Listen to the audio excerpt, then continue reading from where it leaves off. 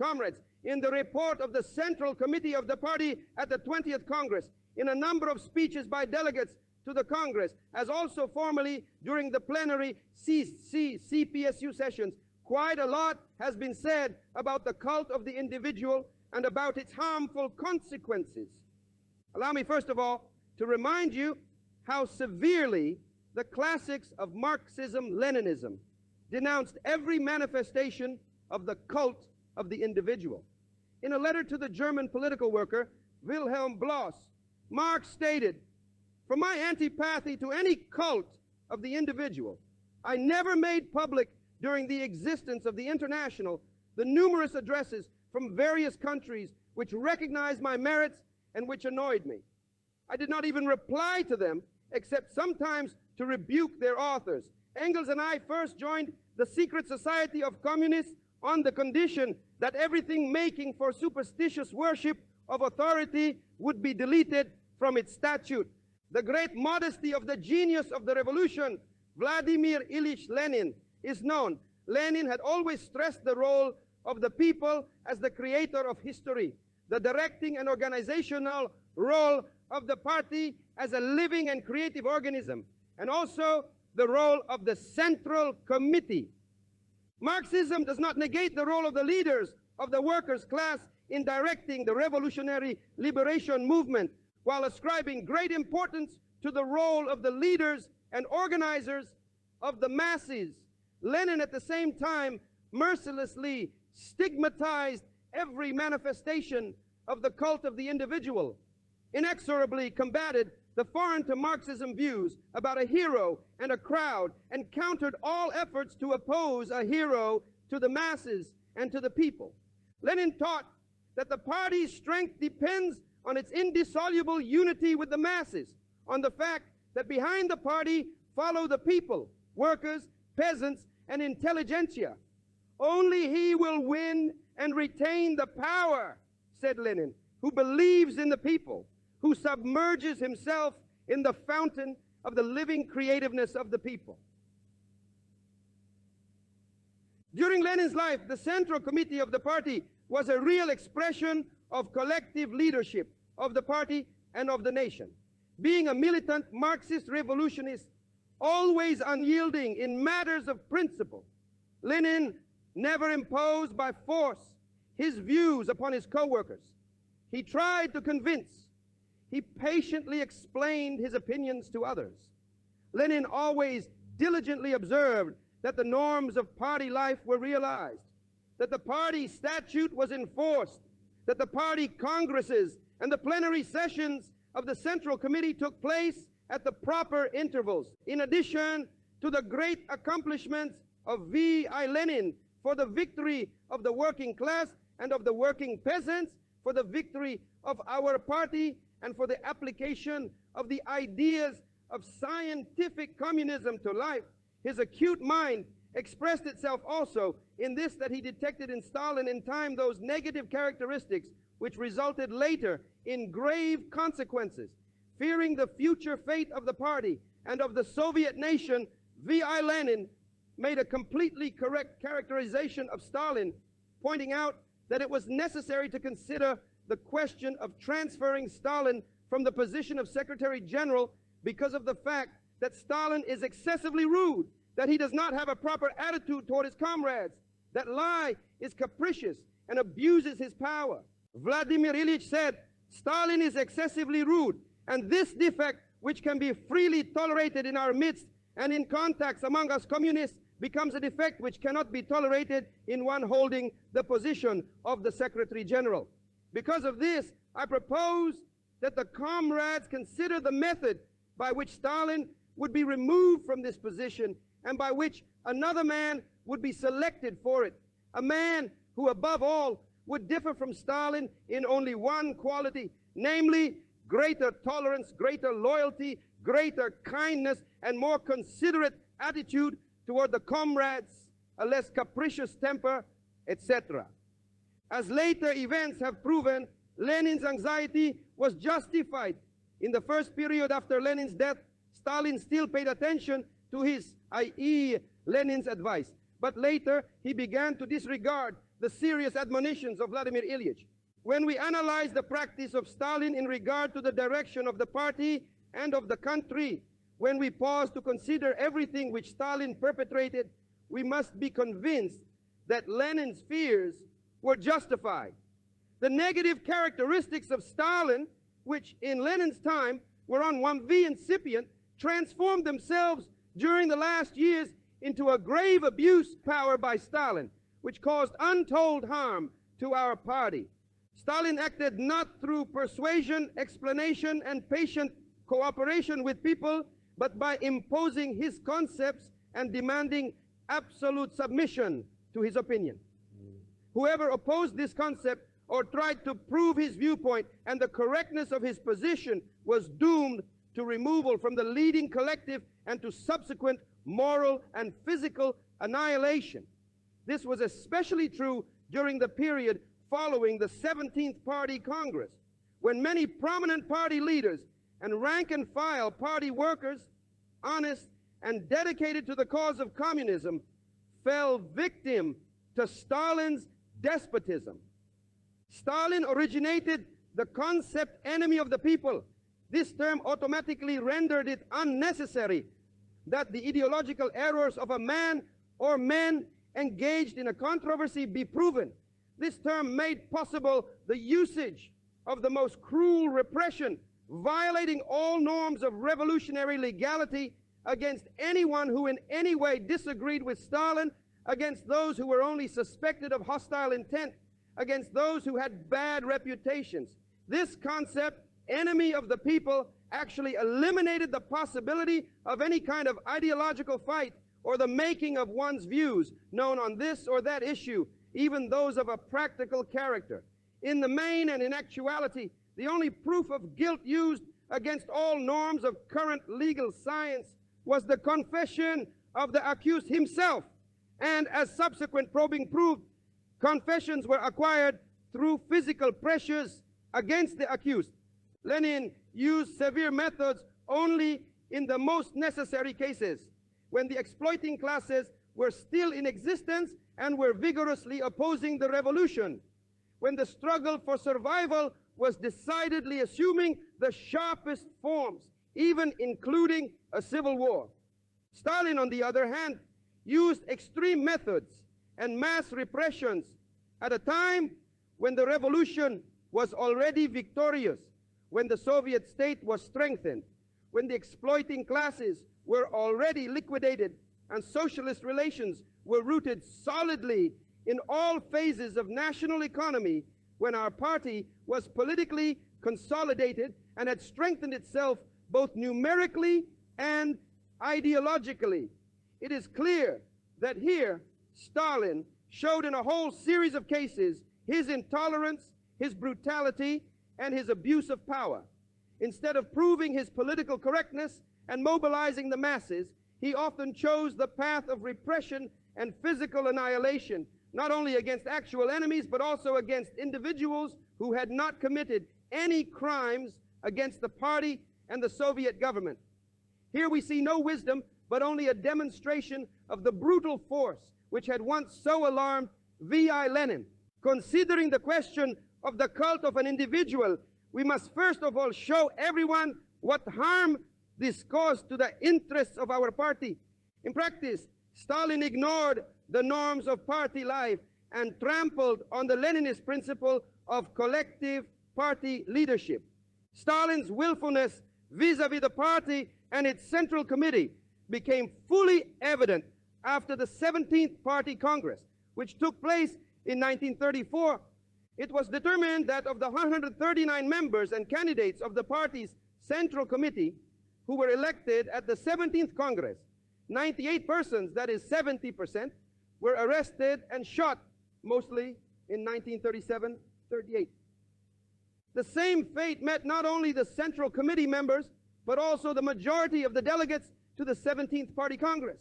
Of 1,066 delegates with either voting or advisory rights, 108 persons were arrested on charges of anti-revolutionary crimes, i.e., decidedly more than a majority.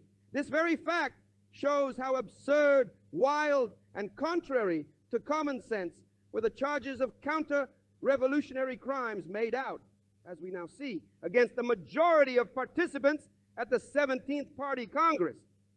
What is the reason that mass repressions against activists increased more and more after the 17th Party Congress? It was because at that time Stalin had so elevated himself above the party and above the nation that he ceased to consider either the Central Committee or the party, while he still reckoned with the opinion of the collective before the 17th Congress. After the complete political liquidation of the Trotskyists, Zinovievics, and Bukharinites, when as a result of that fight and socialist victories, the party achieved unity, Stalin ceased to an ever greater degree to consider the members of the party's Central Committee and even the members of the political bureau. Stalin thought that now he could decide all things alone, and all he needed were statisticians. He treated all others in such a way that they could only listen to and praise him.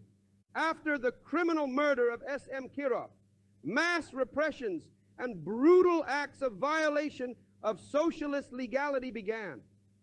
On the evening of December 1st, 1934, on Stalin's initiative, without the approval of the political bureau, which was passed 2 days later casually, the secretary of the Presidium of the Central Executive Committee, Yanukidze, signed the following directive. Investigative agencies are directed to speed up the cases of those accused of the preparation or execution of acts of terror. Judicial organs are directed not to hold up the execution of death sentences pertaining to crimes of this category in order to consider the possibility of pardon, because the Presidium of the Central Executive Committee, USSR, does not consider as possible the receiving of petitions of this sort. The organs of the Commissariat of Internal Affairs are directed to execute the death sentences against criminals of the above-mentioned category immediately after the passage of sentences. This directive became the basis for mass acts of abuse against socialist legality. During many of the fabricated court cases, the accused were charged with the preparation of terroristic acts.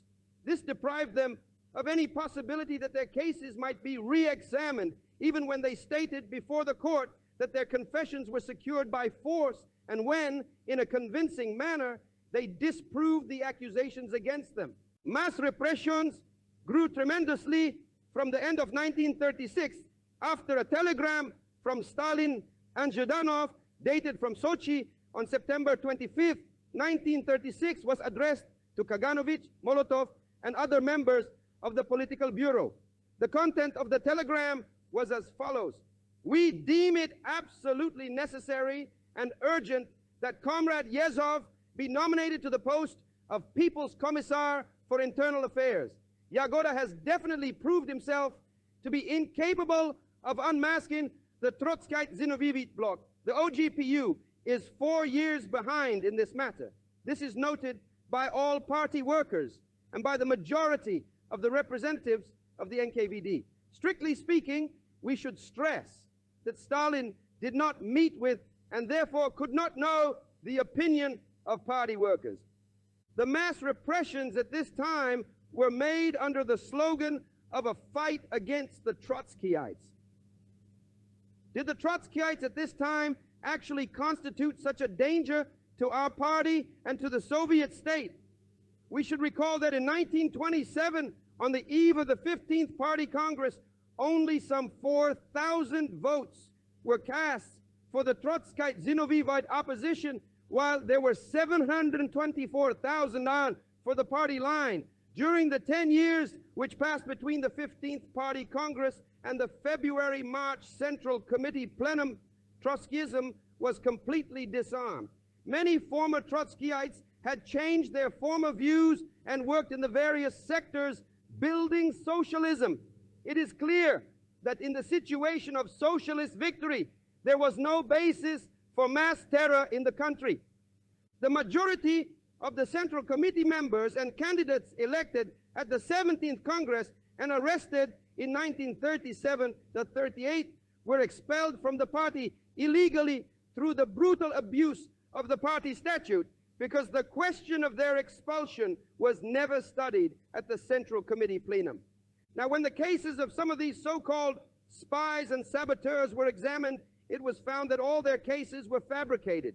Confessions of guilt of many arrested and charged with enemy activity were gained with the help of cruel and inhuman tortures. An example of vile provocation, of odious falsification, and of criminal violation of revolutionary legality is the case of the former candidate for the Central Committee Political Bureau, one of the most eminent workers of the party and of the Soviet government, Comrade Eike, who was a party member since 1905. Comrade Eike was arrested on April 29, 1938, on the basis of slanderous materials, without the sanction of the prosecutor of the USSR, which was finally received 15 months after the arrest. Investigation of Eike's case was made in a manner which most brutally violated Soviet legality and was accompanied by willfulness and falsification. Eike was forced under torture to sign ahead of time a protocol of his confession prepared by the investigative judges, in which he and several other eminent party workers were accused of anti-Soviet activity. On October 1st, 1939, Eike sent his declaration to Stalin, in which he categorically denied his guilt and asked for an examination of his case.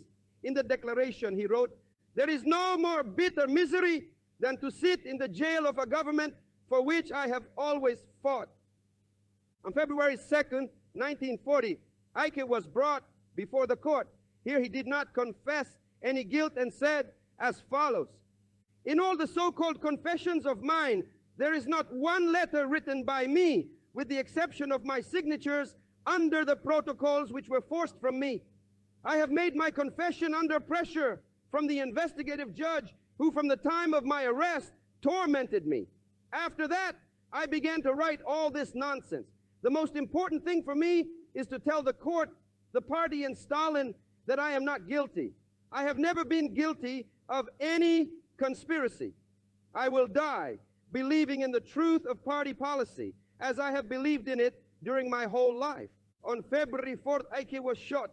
It has been definitely established now that Eike's case was fabricated. He has been posthumously rehabilitated.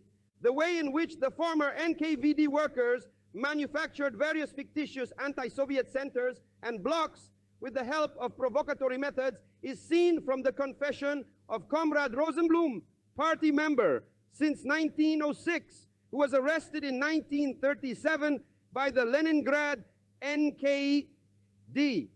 During the examination in 1955 of the Kornarov case, Rosenblum revealed the following fact. When Rosenblum was arrested in 1937, he was subjected to terrible torture, during which he was ordered to confess false information concerning himself and other persons.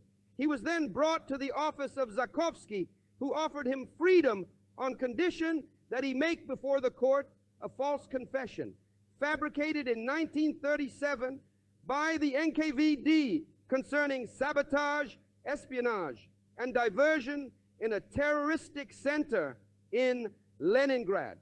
"You yourself," said Zakovskov, "will not need to invent anything. The NKVD will prepare for you a ready outline for every branch of the center. You will have to study it carefully and to remember well all questions and answers which the court might ask. This case will be ready in 4 or 5 months, or perhaps a half year. During all this time, you will be preparing yourself so that you will not compromise the investigation and yourself. Your future will depend on how the trial goes and on its results.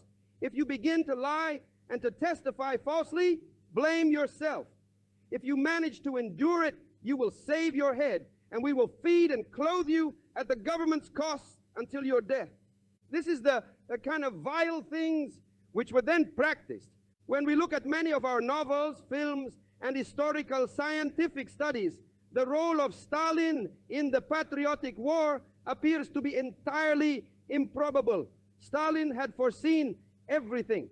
The Soviet army on the basis of a strategic plan prepared by Stalin long before, used the tactics of so-called active defense, i.e., tactics which, as we know, allowed the Germans to come up to Moscow and Stalingrad. Using such tactics, the Soviet army, supposedly thanks only to Stalin's genius, turned to the offensive and subdued the enemy. The epic victory gained through the armed might of the land of the Soviets through our heroic people is ascribed in this type of novel, film, and scientific study as being completely due to the strategic genius of Stalin. We have to analyze this matter carefully because it has a tremendous significance, not only from the historical, but especially from the political, educational, and practical point of view. During the war and after the war, Stalin put forward the thesis that the tragedy which our nation experienced in the first part of the war was the result of the unexpected attack of the Germans against the Soviet Union. But comrades, this is completely untrue. As soon as Hitler came to power in Germany, he assigned to himself the task of liquidating communism. The fascists were saying this openly. They did not hide their plans. In order to attain this aggressive end, all sorts of pacts and blocs were created, such as the famous Berlin-Rome-Tokyo axis. Many facts from the pre-war period clearly showed that Hitler was going all out to begin a war against the Soviet state, and that he had concentrated large armed units together with armored units near the Soviet borders. We must assert that information of this sort concerning the threat of German armed invasion of Soviet territory was coming in also from our own military and diplomatic sources. However, because the leadership was conditioned against such information, such data was dispatched with fear and assessed with reservation. Despite these particularly grave warnings, the necessary steps were not taken to prepare the country properly for defense and to prevent it from being caught unaware. Did we have time and the capabilities for such preparations? Yes, we had the time and capabilities. Our industry was already so developed that it was capable of supplying fully the Soviet army with everything that it needed. Had our industry been mobilized properly and in time to supply the army with the necessary materiel, our wartime losses would have been decidedly smaller. Such mobilization had not been, however, started in time. And already in the first days of the war, it became evident that our army was badly armed, that we did not have enough artillery, tanks, and planes to throw the enemy back. Very grievous consequences, especially in reference to the beginning of the war, followed Stalin's annihilation of many military commanders and political workers during 1937-41 because of his suspiciousness and through slanderous accusation. During these years, repressions were instituted against certain parts of military cadres, beginning literally at the company and battalion commander level and extending to the higher military centers. During this time, the cadre of leaders who had gained military experience in Spain and in the Far East was almost completely liquidated. After the conclusion of the Patriotic War, the Soviet nation stressed with pride the magnificent victories gained through great sacrifices and tremendous efforts. The country experienced a period of political enthusiasm. The party came out of the war even more united. In the fire of the war party, cadres were tempered and hardened. Under such conditions, nobody could have even thought of the possibility of some plot in the party. And it was precisely at this time that the so-called Leningrad affair was born. As we have now proven, this case was fabricated. Those who innocently lost their lives included comrades Voznesensky, Kuznetsov, Rodionov, Popkov, and others. Facts prove that the Leningrad affair is also the result of willfulness, which Stalin exercised against party cadres. We must state that after the war, the situation became even more complicated.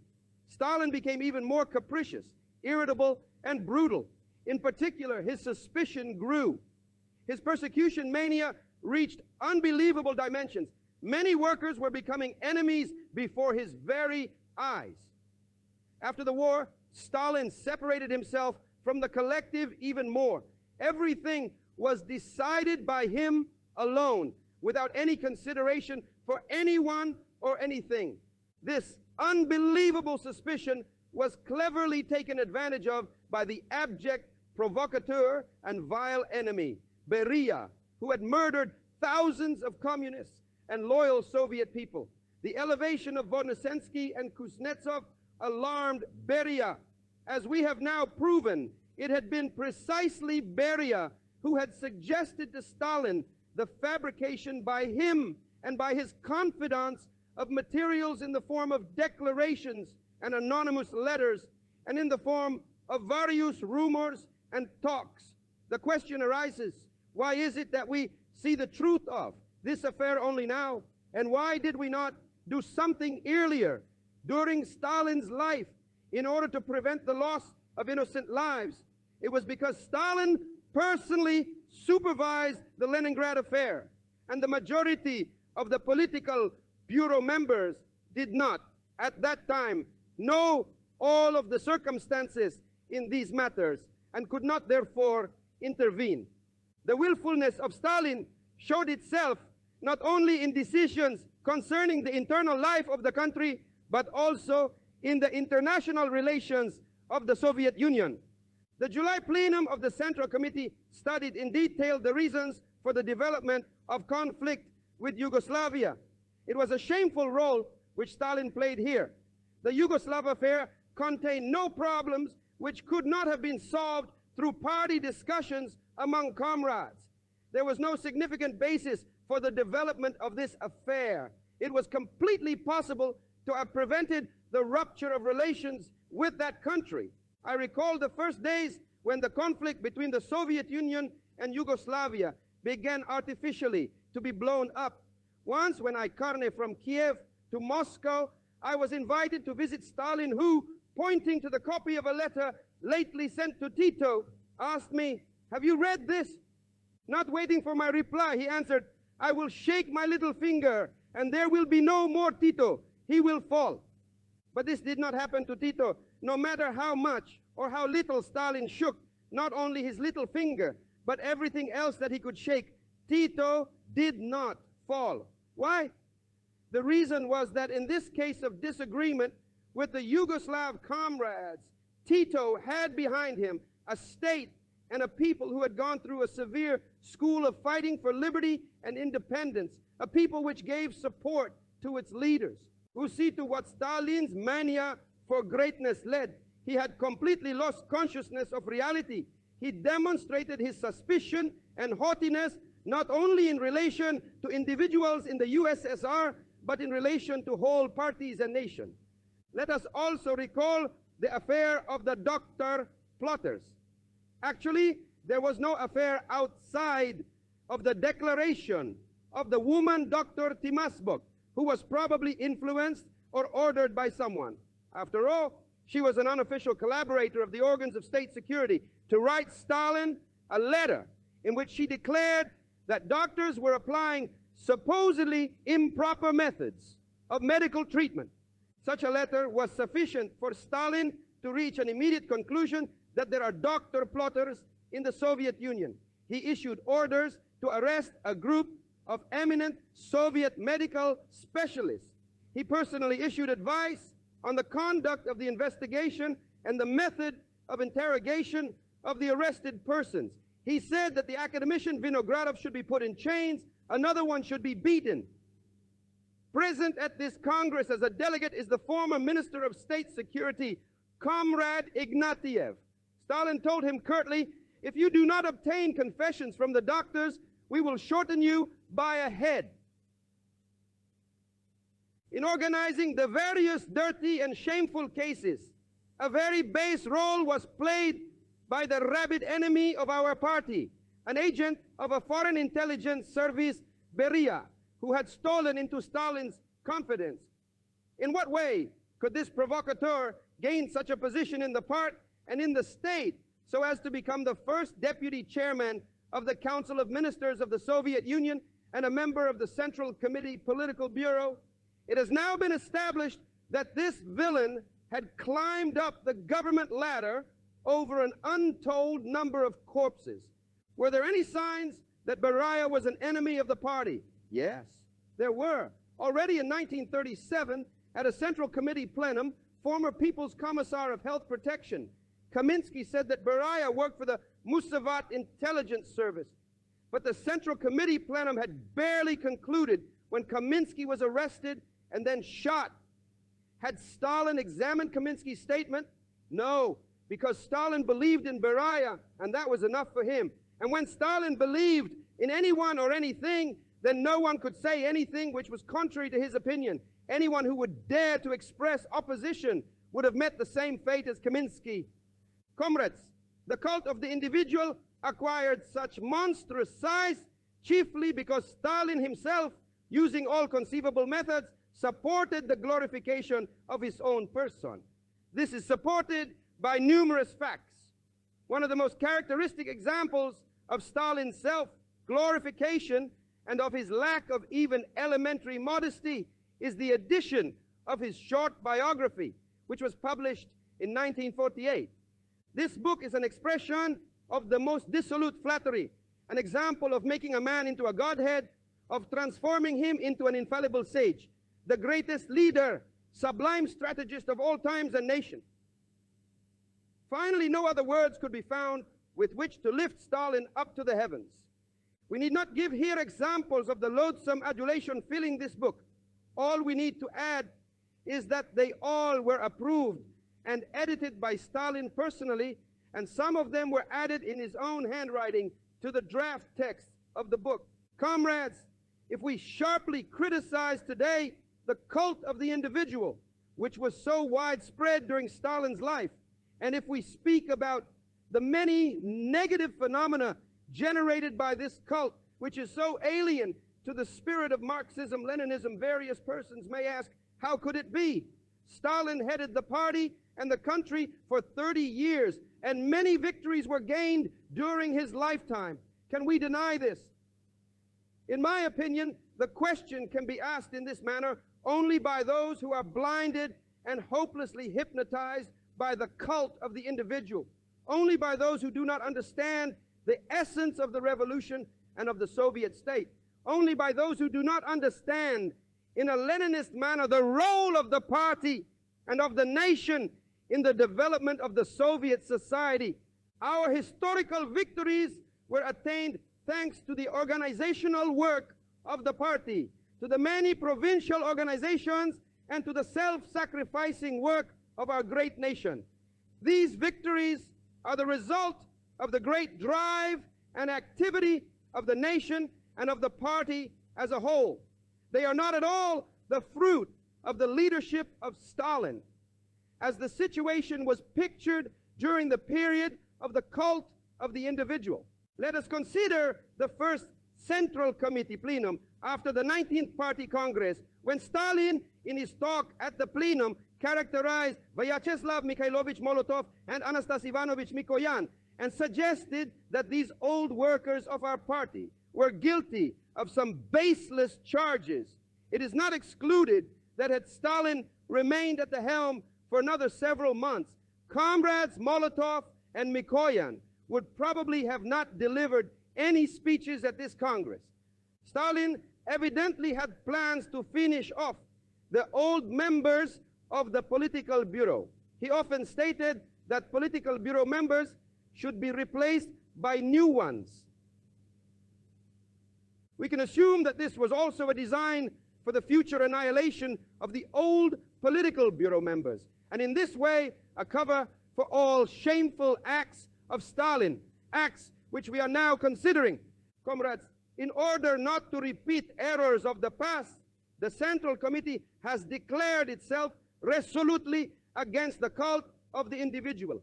We consider that Stalin was excessively extolled.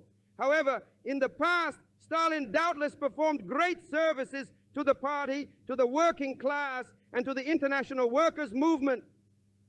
We should, in all seriousness, consider the question of the cult of the individual.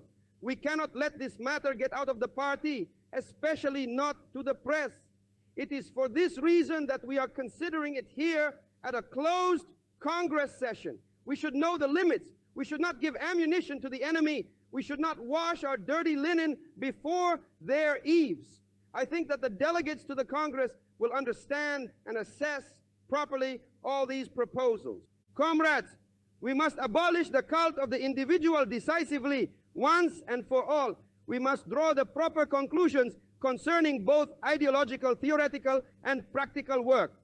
It is necessary for this purpose, first, in a Bolshevik manner, to condemn and to eradicate the cult of the individual as alien to Marxism, Leninism, and not consonant with the principles of party leadership and the norms of party life, and to fight inexorably all attempts at bringing back this practice in one form or another, to return to and actually practice in all our ideological work the most important theses of Marxist-Leninist science about the people as the creator of history and as the creator of all material and spiritual good of humanity, about the decisive role of the Marxist Party in the revolutionary fight for the transformation of society, about the victory of communism.